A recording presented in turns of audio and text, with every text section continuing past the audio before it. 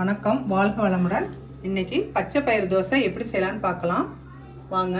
அதுக்கு ஒரு கப் பச்சை பயிறு எடுத்து வச்சிருக்கேன். ஒரு கப் பச்சை பயிறு எடுத்து நல்லா 2 தடவை கழுவிட்டு ஓவர் நைட் ஊற வச்சுக்கிங்க. நான் ஏற்கனவே ஊற வச்சு எடுத்து வச்சிருக்கேன். இது மாதிரி நல்லா ஊற வச்சு எடுத்து வச்சுக்கோங்க. அதோட நம்ம காரத்துக்கு ஏற்ற மாதிரி நான் 4-5 பச்சை மிளகா வச்சுருக்கேன். உங்களுக்கு காரம் எவ்வளோ தேவையோ அதுக்கு தேவையான அளவு போட்டுக்குங்க.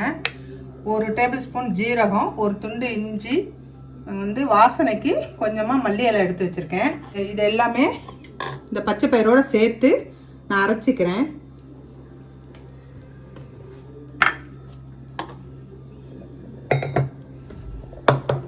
மிக்ஸி ஜார் எடுத்துட்டு அதில் 1 டேபிள் ஸ்பூன் ஜீரகம், ஒரு துண்டு இஞ்சி, 4 பச்சை மிளகாய் இதை கிள்ளி போட்டுட்டு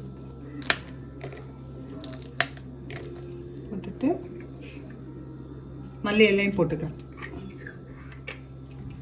போட்டுட்டு இப்போ ஊற வச்ச பச்சை பயிறு அதோட சேர்த்துக்கலாம்.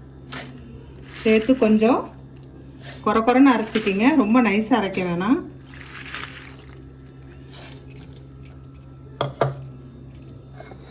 இப்போ நான் அரைச்சிட்டு வந்துடுறேன்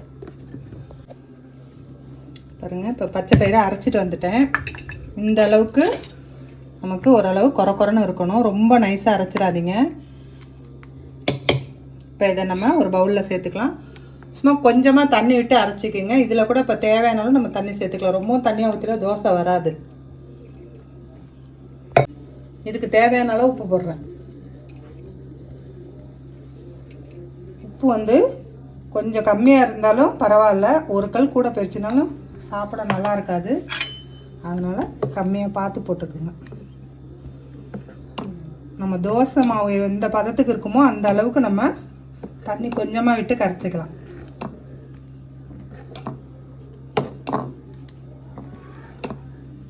இந்த அளவு இருந்தால் போதும்.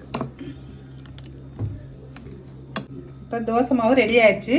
இதுக்கு தக்காளி சட்னி அரைக்கலான்ட்டு எடுத்து வச்சுருக்கேன். அதையும் உங்கள்கிட்ட காட்டுறேன். ஒரு வானல் வச்சுருக்கேன். அதில் தேவையான அளவு நல்லெண்ணெய் ஊற்றிக்கிறேன். 1 டேபிள் ஸ்பூன் நல்லெண்ணெய் விட்டுருக்கேன். அதில் ஒரு பெரிய வெங்காயம் நறுக்கி வச்சுருக்கேன். அதை சேர்த்துக்கிறேன். ஒரு 3 வரமிளகாய் எடுத்து வச்சுருக்கேன். அதையும் அதில் சேர்த்துக்கிறேன்.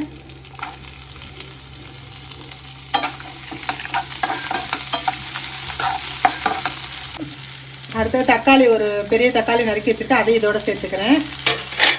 சேர்த்து எல்லாம் ஒன்றா வதக்கிக்கலாம். இதுக்கு தேவையான அளவு உப்பு போட்டுறேன். பயத்தம்பருப்பு தோசைக்கு பச்சை மிளகாய் சேர்த்துறதுனால காரம் கம்மியாக இருக்கும். அதனால் தக்காளி சட்னிக்கு கொஞ்சம் காரம் சேர்த்து அரைச்சோம்னா டேஸ்ட் நல்லாயிருக்கும். அதனால் நான் ஒரு 3 மிளகாய் சேர்த்துருக்கேன். உங்களுக்கு காரம் எவ்வளோ தேவையோ அந்தளவுக்கு பார்த்து சேர்த்துக்குங்க.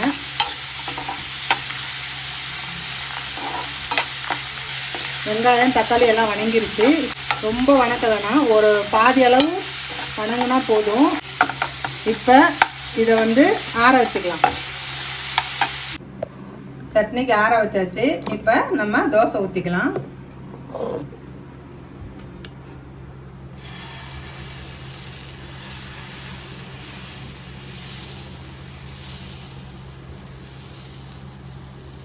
நம்ம நார்மலாக ஊற்றுற தோசை மாதிரியே ஊற்றி எடுத்தாலே நல்லாயிருக்கும். பாருங்கள், வேகும்போது நல்லா க்ரீனிஷாக இருக்குது.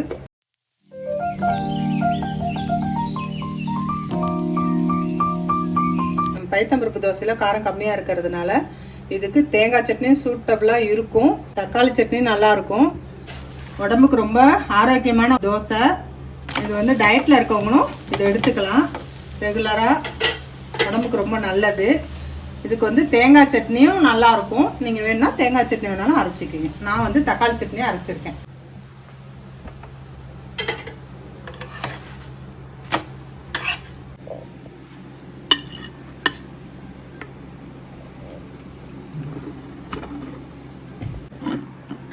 தோசை ரெடி ஆயிடுச்சு. பாருங்கள், நல்லா சாஃப்டாக இருக்குது. நல்லா க்ரீனாக பார்க்குறதுக்கே நல்லா இருக்குது. இப்போ நம்ம சட்னி ரெடி பண்ணி எடுத்துகிட்டு வந்துடுறேன்.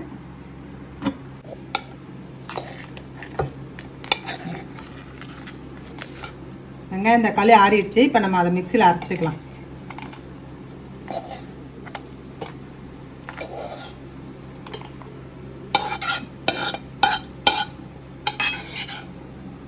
சட்னி ரொம்ப நைஸாக அரைக்க வேணாம், ஓரளவு கொஞ்சம் குறை குறைன்னு அரைச்சிங்க, அப்போ தான் டேஸ்ட் நல்லாயிருக்கும்.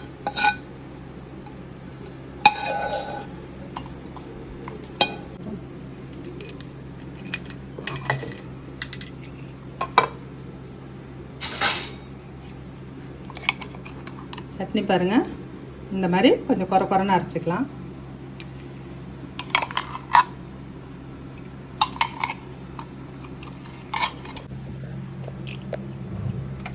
சட்னி தாளிக்கிறதுக்கு நல்லெண்ணெய் 1 டேபிள் ஸ்பூன் ஊற்றிருக்கேன். உளுந்து 1 டீஸ்பூன் போட்டுக்கிறேன். கடுகும் 1 டீஸ்பூன் போட்டுக்கிறேன்.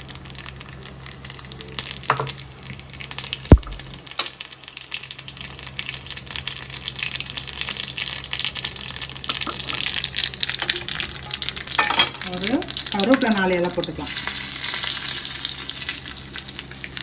தாளித்து இப்போ சட்னியில் போட்டு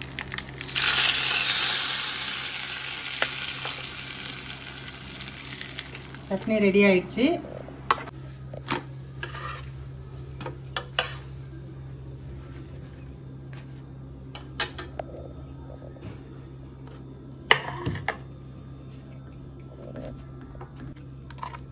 எப்பொழுதும் அரிசி மாவுலே தோசை ஊற்றி சாப்பிடாம இது மாதிரி பச்சை பயிரில் தோசை ஊற்றி சாப்பிட்டு பாருங்க. ரொம்ப சூப்பராக இருக்கும், உடம்புக்கு ரொம்ப ஆரோக்கியமானதும். அதனால் இதே மாதிரி நீங்களும் ட்ரை பண்ணி பார்த்துட்டு எப்படி இருக்குன்னு சொல்லுங்கள்.